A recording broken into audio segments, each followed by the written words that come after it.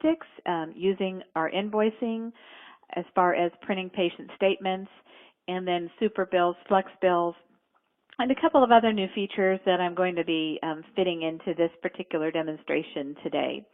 So we'll get started first with looking at what's available to us on the patient information page.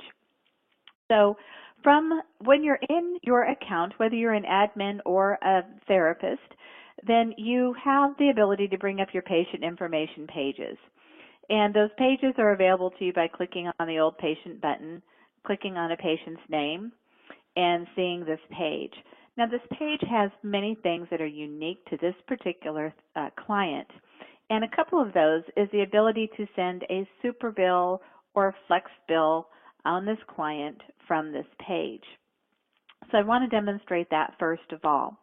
These Superbills and FlexBills are typically used by clients in order for them to self-remit for reimbursement of insurance companies. So typically, if you do not accept insurance payments, you would give your clients this Superbill. This is not necessarily used for any other purpose. Maybe they have a flex plan they need to submit from. It could be used for that purpose. It could be used just to document different dates of service for a client, but it's typically only used for that. This is not the typical statement that is sent to the client. So let's say that we had a session today with Rocky Balboa and we are charting on his particular date of service here. And so what we're going to do is I'm just going to go ahead and chart this particular date of service so that I can quickly create a Superbill for today. Okay. All right, so I've charted on Rocky. And now just because I've entered a CPT code and an amount he paid today actually will be enough to create that Superbill. So what I'll do now is just go to Rocky's information page up here, click the button that says Superbill, and you have several selections here. One of those is a type of statement, a Superbill statement or a flex spending statement. These are equal except in one way, and that is a Superbill will list only today's session on it. A FlexBill will list a range of sessions from a particular length of time. So let's take first a look at the Superbill. It's automatically going to fill in the date of service as today because this is the last time we've seen the client. And the delivery method, we have the option to print it or email it to the client. I'm going to go ahead and print it so we can view it. And then also you have a couple of options here that are pre-selected for you about including diagnosis on the form and creating an entry in the Protected Health Information Release Log.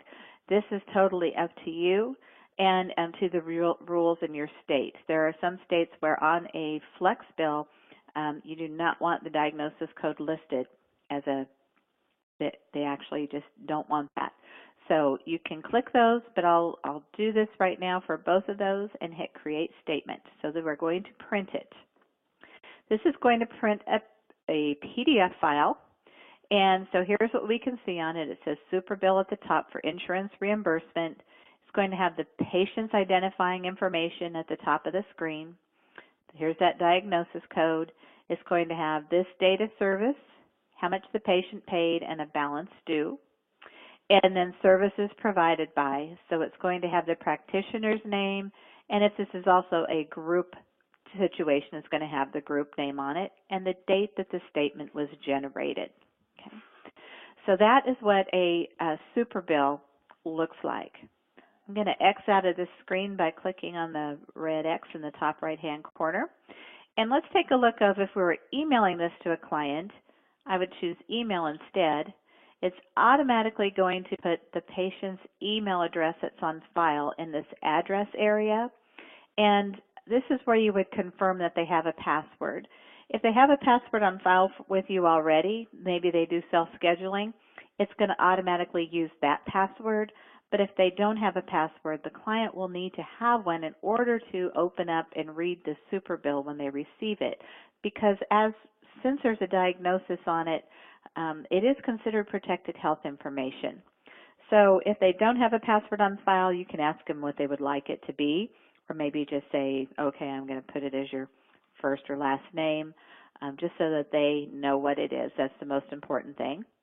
And then you would hit Create Statement, and it would send that email. So I'm going to go ahead and send that off, and it says that statement has been sent.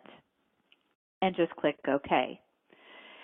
Okay, so that's the Superbill. Now the Flex bill is very similar to that Superbill, except it looks just a little bit different. So let's look at that from a perspective of printing this. And let me get out of a window here. Okay, printing this. So I'm going to print that Flex bill now, and let's take a look at it. And we'll see how it's different from that Superbill in the fact that it's going to have every date of service on there that we've seen the client.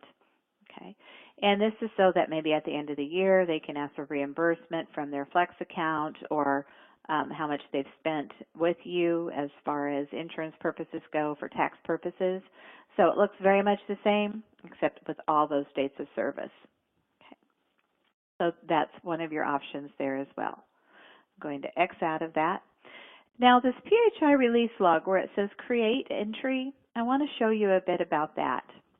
So I'm going to X out of this screen, and we're going to go back here to the typical screen.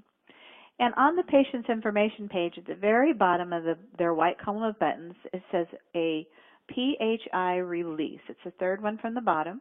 I'm going to click on that.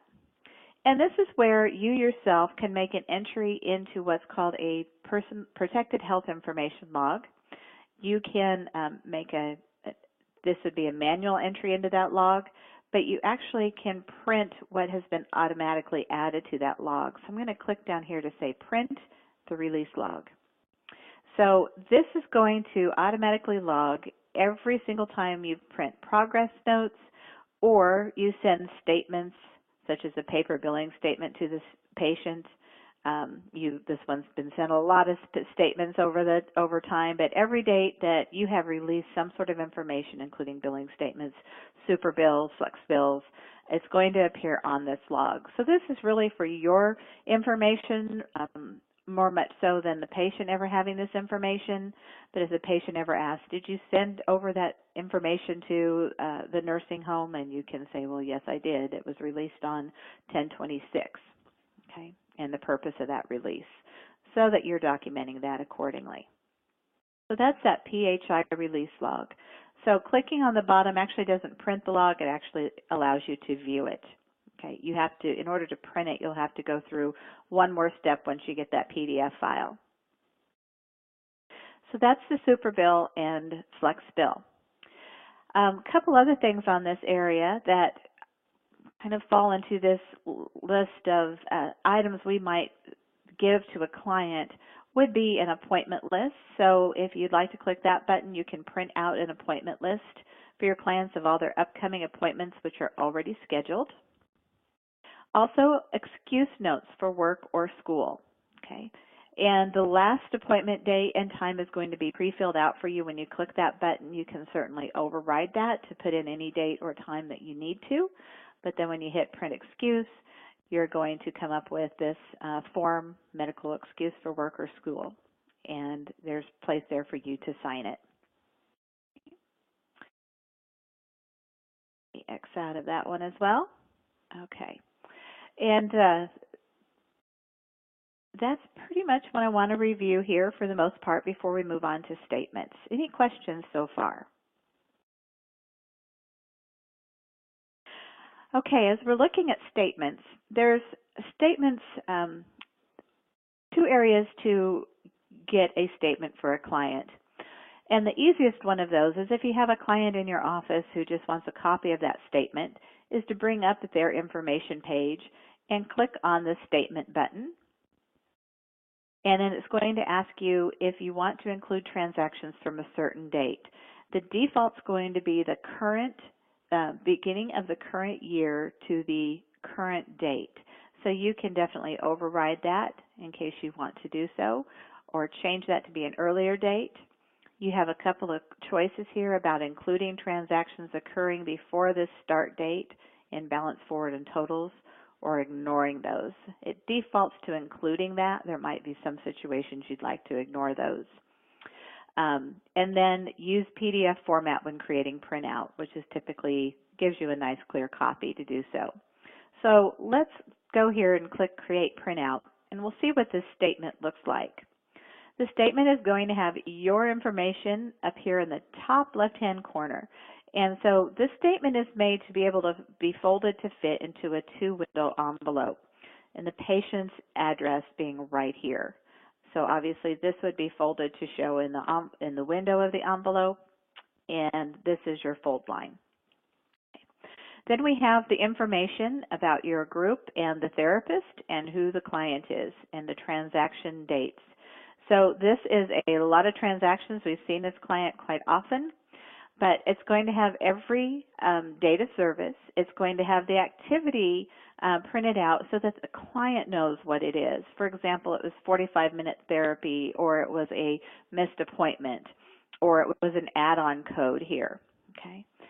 The charge for this particular data service, the patient payment that was made, the insurance payment made, if any, and any adjustments made to that account, any distributed payments, the session balance, and the running balance. So everything here that is listed, we have over here a balance, but anything here in bold is an amount that's assigned to a client, and it has a superscript next to it. And we have 7 different messages that will automatically be printed on depending on the situation. But this particular situation, if we go down to the bottom of the statement, it says that for those particular dates of service, a claim was filed with insurance more than 45 days ago and insurance has not yet paid. So in other words, we're waiting on insurance, but our system automatically assigns that amount to the client if insurance hasn't paid in a timely manner. So even though the balance on this account is $420, $210 is due on this account today. The remaining $210 is being billed out to insurance, and we're still in that wait process. So this is a standard type of situation that you're going to see with a statement. Is anything in bold is going to be assigned to the patient. Okay. Now, statements are directly reflected from what you have included on the patient's posting screen. So any changes on that posting screen or additions will automatically add to this patient statement. One thing I'd like to make sure that you know about in patient statements is that if you would like to provide us with a letterhead type of logo that maybe your group or company uses, we can put that on the statement right here at the top. And that way you can brand these statements very personally for yourself. If you'd like more information about that, we have that listed in our knowledge base file, but we just need to be sent that form, and we'll put that on there for you. And just let us know if it needs to go on all accounts in a group, if that's the case. Okay. So that's a statement for one person. That's a long statement. So let's go back and look at another way to generate statements. And this would be the way to generate statements for maybe a month. Maybe you just want to send out statements once a month to everyone. So let's click on this blue statements button from our main dashboard. And at the bottom of the screen, what we're going to see is it's going to ask us several questions. Which patient statement should be produced? All patients with a non-zero account balance, or all patients seen in the last 90 days regardless of balance. Okay, you want to choose one of those. What kind of statement should be pre-selected? Secure email if possible, paper otherwise, all paper statements, or none. I'll select them all myself. I'll come back to this one when a typical instance would be we would use that one. But if you would like to send secure emails to your clients with the statements, one of the nice things about it is your client will receive that instantly. You're not paying for any postage or having to print and put it in an envelope. And then also, if your client will have to use a password to open it, but if you are using our integrated credit card processing system, when a client opens that statement, there'll actually be a link there that says Pay My Bill Online Now, and they can actually pay right then from a credit card, and it'll automatically post to the client's account, and you'll get a message in the system that they made a payment. So you could get paid on this account today if you sent them out by email in some instances. Okay. All paper statements means that you're going to print these out on paper and put them in the mail and mail them out. Okay. Then also at the bottom, if you would like there to be a message that goes out on all the statements, and this would be, there's a typical message that you saw earlier that goes out on all the statements, but this would be an additional message to go out on all of them. You can add it in this area. So I'm going to click Continue. And here's what we get. We get a screen that tells us how many statements fit the criteria that I've selected, 27. 7 of those must be printed, and 20 can be sent via encrypted email. The reason these must be printed is either that the client does not have an email address on file and or the client does not have a password on file with us in order to open that email. So it'll automatically be set for paper printing if you've chosen to elect to send via email. So there's over here on the left-hand side of the screen, there's a column for paper and email. Everything that's checked is what will go out when we push the button. If we don't want a statement to be sent out, we can just uncheck that button. We can put a custom statement message on that statement to be printed in this block. So maybe we have a client that's making payments. We just want to put a nice thank you on there for that. We would certainly be able to do so just for that client. So this is just a look at all the clients that statements are going to be produced for. You can preview these. And the reason to preview these is maybe there's some clients you don't really want them to receive a statement. Maybe you're just waiting on insurance to pay. So we can preview this so we can look at those statements and see if we want to include those in this particular batch or not. So here's statements for Anna Abel, and it looks like she owes me some money there, quite a bit actually, and we can see that she has one where insurance didn't pay in full, insurance just hasn't paid at all, and we're postponing collection on this particular date of service. So we can look through these statements and see if there's someone we don't want to send to. So maybe we'll look at a particular client. Maybe we know they're having a hard time and we've just agreed not to collect co-pays for a little while. So I might sit here and go, okay, it looks like on Betty Bio, I don't want to send a statement to her.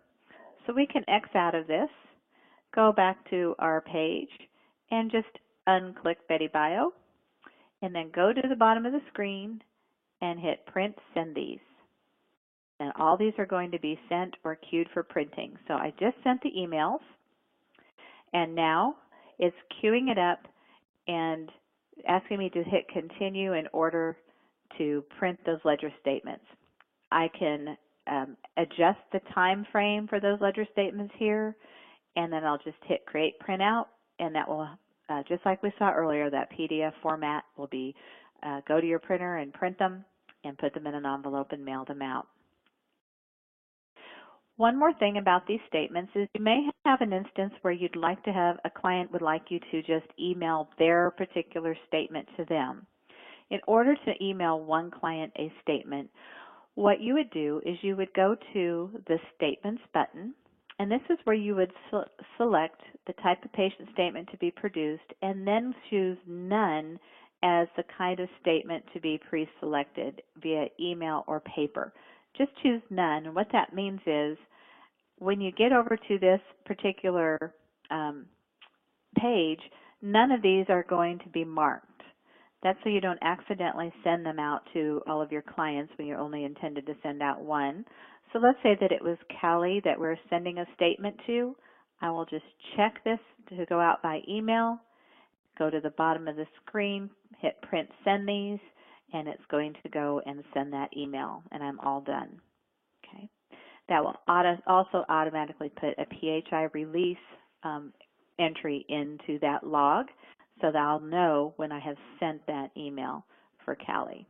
If I go to her page, I can click on it, look at it, go to that PHI release log, and it should be there. We have quite a few things we sent out to this patient, but there it is. we had a password-protected billing statement, and I sent that out twice, which is why we've had these. I was playing around with it early, so she's got a lot of statements today. Okay. All right, the next thing, is there any questions about these statements in particular that I could answer right now?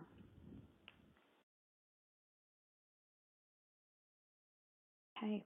If there is, please just bring it to my attention, and I'll be happy to interrupt the next part of this training to take care of that.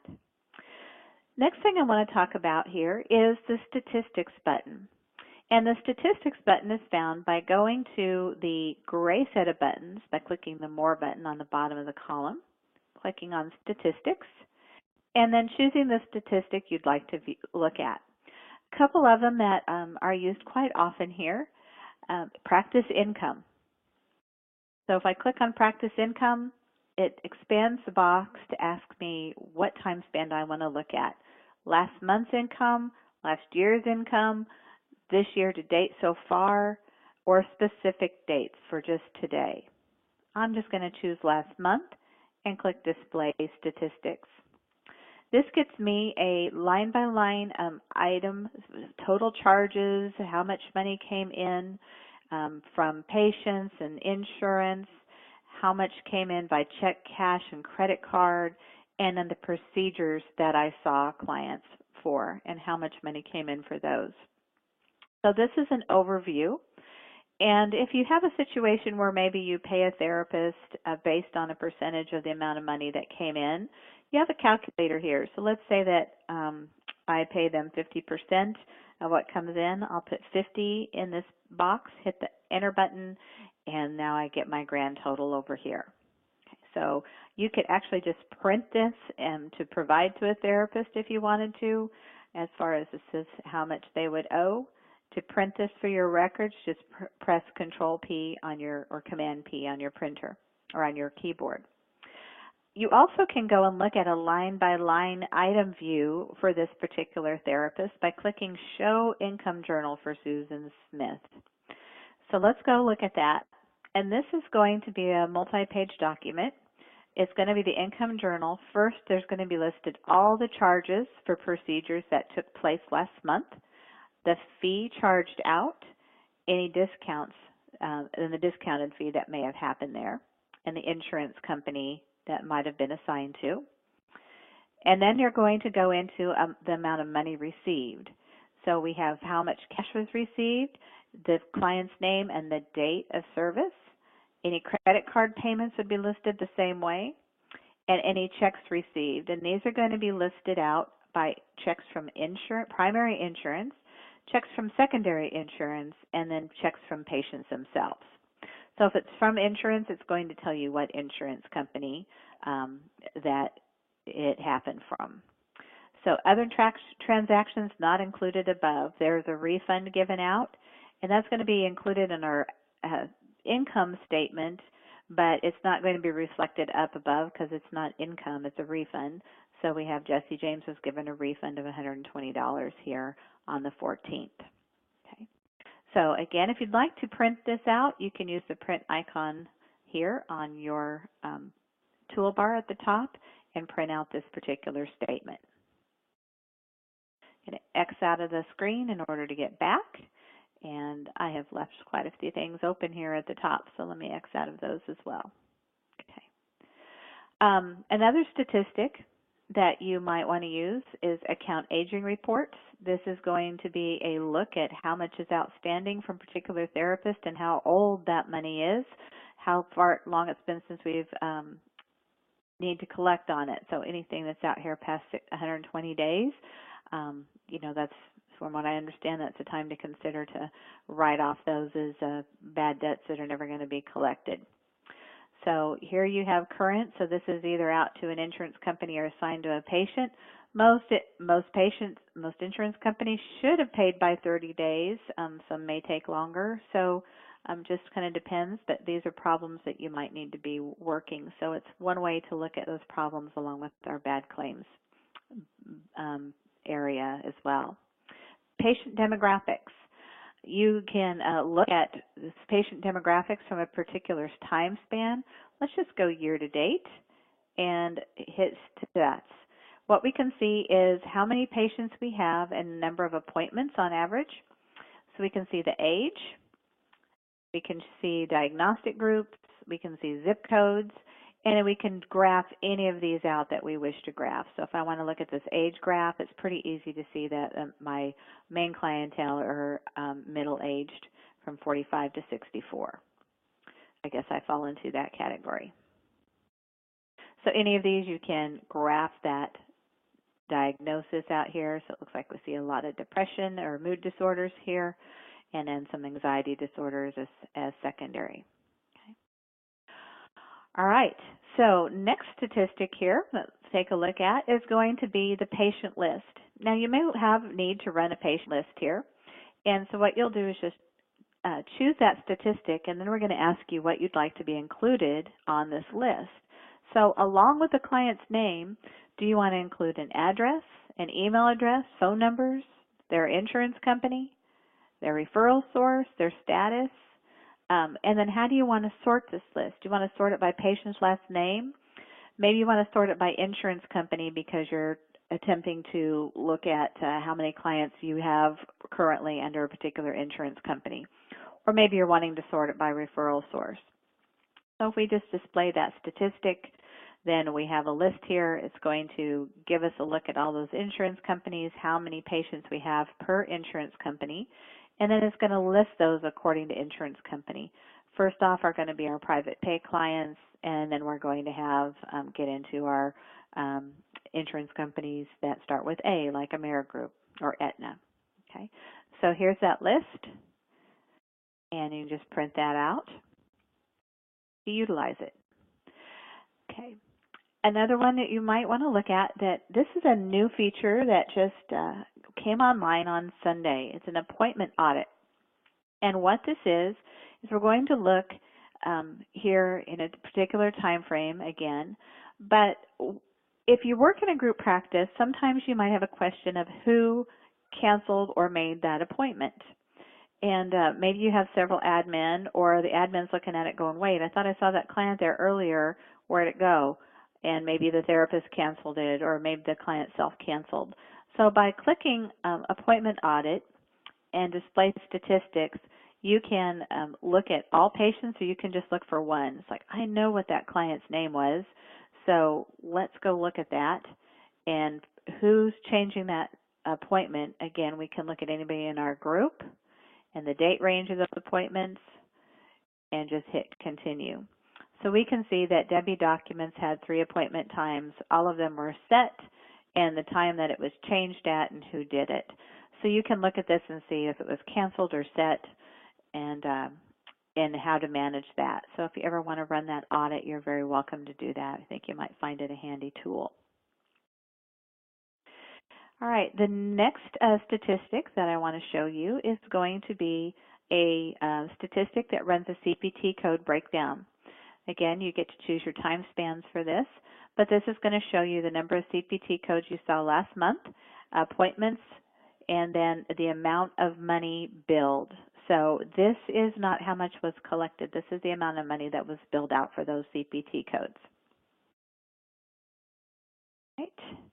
And then also insurance reimbursement. This is an interesting statistic.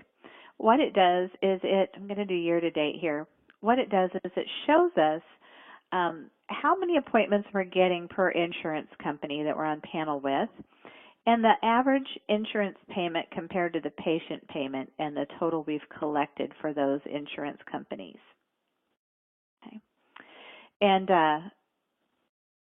I'll get to your question in just a second. That's a good question.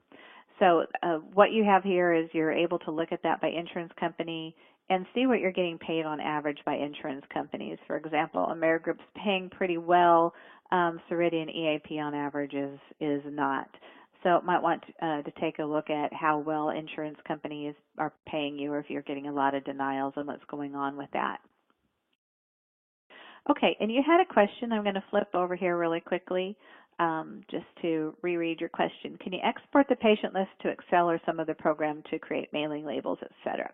And the answer to that is there's one more statistic that you'll want to look at, and that is download data. This download data button, we click on it, display statistics. So you can utilize this area right here as far as patients' demographic information to download that information as a CSV file where you could then sort it into something for like a mailing label if you are familiar with working with CSV files. So that would be right there. It's going to put it into an Excel format, and then you can take that demographic data and import that into making a mailing label. So you do have that option from that perspective to be able to do that.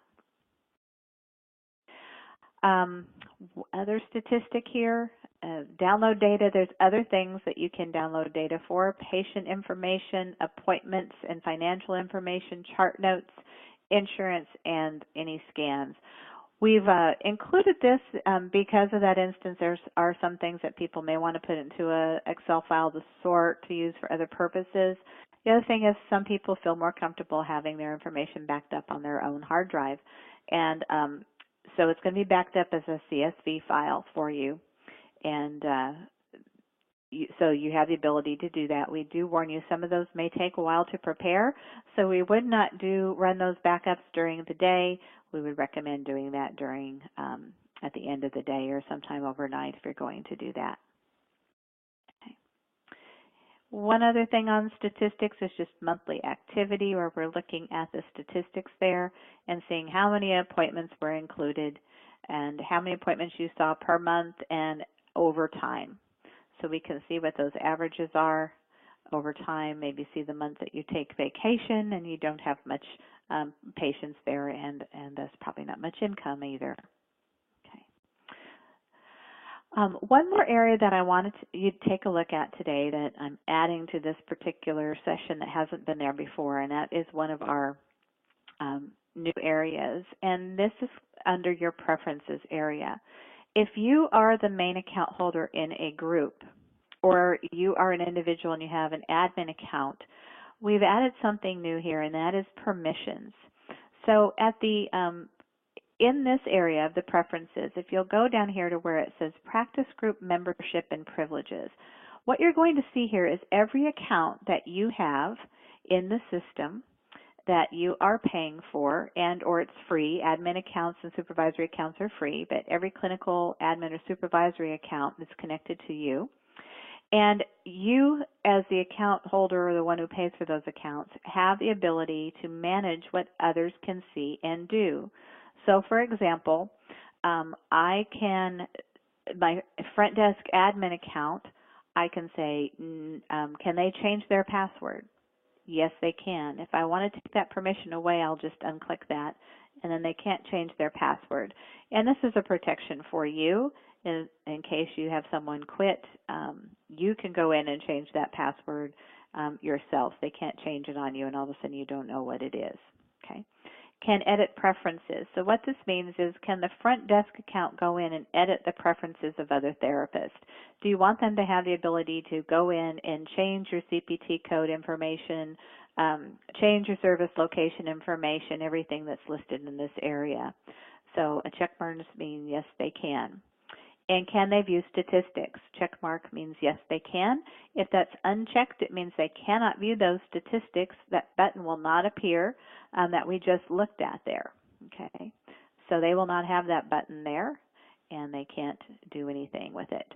So you can change these at any time, take them away, give them permissions. That's totally up to you. But that is a new feature that came out just on Sunday. And any other questions?